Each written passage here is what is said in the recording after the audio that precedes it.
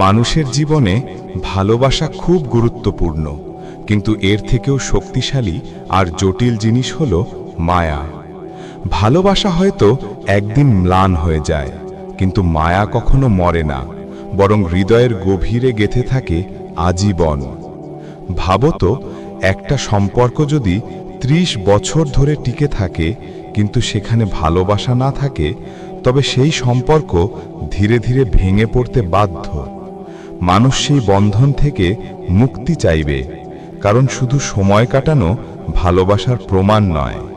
অন্যদিকে মাত্র ৩০ দিনের সম্পর্ক মানুষ আঁকড়ে ধরে রাখতে পারে, যদি সেখানে সামান্য একটু মায়া জড়িয়ে যায়। কারণ মায়ার টান এমন এক অদৃশ্য বন্ধন, যেটা না চোখে দেখা যায়, না সহজে ছিঁড়ে ফেলা যায়।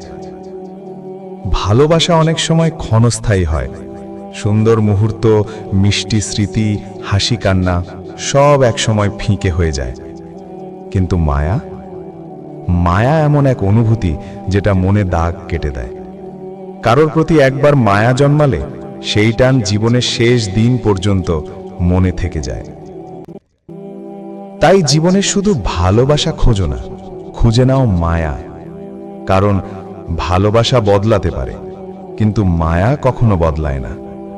মায়াই হলো সেই শক্তি যা মানুষকে সত্যিকারের সম্পর্কের মূল্য শেখায়।